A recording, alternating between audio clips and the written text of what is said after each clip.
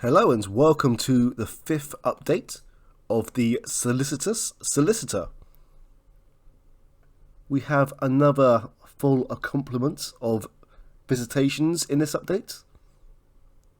The first one being Melvin Tuttle's residence. My word, someone was looking for something. And it appears that perhaps they didn't find it. Look, Holmes, correspondence from Mrs. Cartwright, dated 22 June.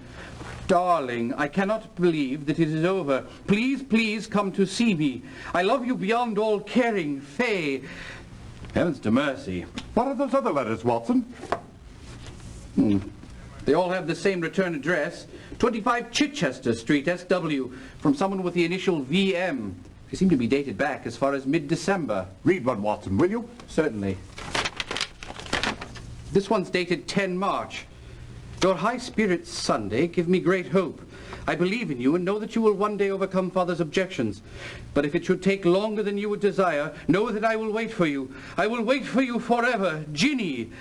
Good heavens, Holmes. I do believe young Tuttle was just a stud horse in disguise. Ginny? That is not VM. But I believe we will be speaking to VM in this update.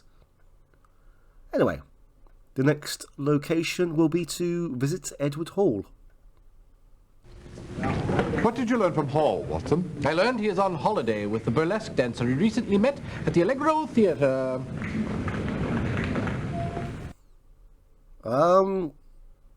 Congratulations, I guess. Now we are going to speak to Quentin Hogg, hopefully. Evidently poor Quinn is home today. He's come down with the hives. Oh, most undignified. Oh. I'm not too sure how that one slipped in, but unfortunately he is not available. Next up is Langdale Pike. I could talk about the social doings of Messrs. Sloane, Swarthmore and Cartwright, but who would want to listen? They're a dull crowd all round. Bobby Pike. Well, if you insist. Sir Sidney attends all the best social functions, even the stuffiest ones the Times refuses to cover. Henry Swarthmore is a confirmed bachelor who attends only those galas which are obligatory to the prestige of the firm. Whitney Cartwright is the forgotten man on the social scene. He habitually sends his wife, a very charming woman, in his stead. She is usually accompanied by one of the lesser members of the firm. What about a Mr. Melvin Tuttle? Most recently the steady escort of Mrs. Cartwright, which is highly unusual. You see, her previous escorts were rotated quite frequently. People were beginning to talk in whispers, of course. Were Mrs. Cartwright and Mr. Tuttle having an affair? Alas, I can only speculate. If they were, they broke it off some 3 months ago. Since that time, Mrs. C has returned to the quiet rotation of office personnel. Actually, Tuttle always struck me as a bit of a social climber, which gives their liaison even more sinister connotations. It seems like there is quite a few reasons why Tuttle wasn't exactly well liked. Our last visitation in this update will be to Virginia Monroe, who I believe is the elusive VM we have been hearing about. Tuttle, that popinjay! Papa, please! Virginia, that will be quite enough. Tuttle had the unmitigated gall to ask for my daughter's hand in marriage, and I forbade her to see him. She has had utterly no contact with him since. That I can assure you. That's not true! You defied my orders? How dare you? Young lady, have a good mind to take... Mr. Monroe, please. Let your daughter speak. Thank you, Mr. Holmes. Mel and I met almost every Sunday in St. James Park and corresponded frequently. As soon as he had attained the position my father required, we were to be married. He was made a junior partner only last week. I think this might be important to you, sir. Thank you, Miss Monroe. Most intriguing.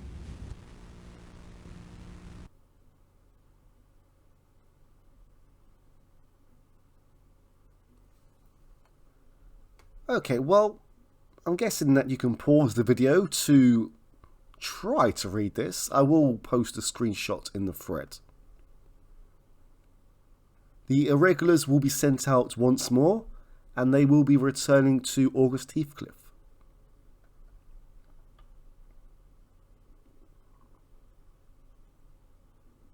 Even though, well, this is part of the limitations of the game, but it is now confirmed that the envelope, now in Watson's possession,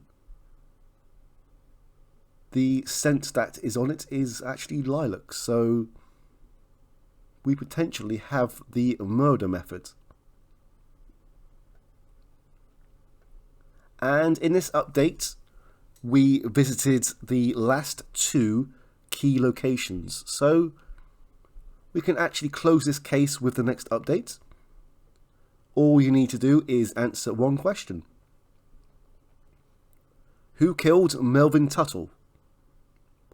We can sort out the other details surrounding it once this is answered. But anyway,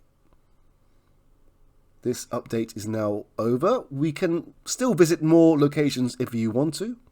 Voting is back open again. That is either to visit or close the case.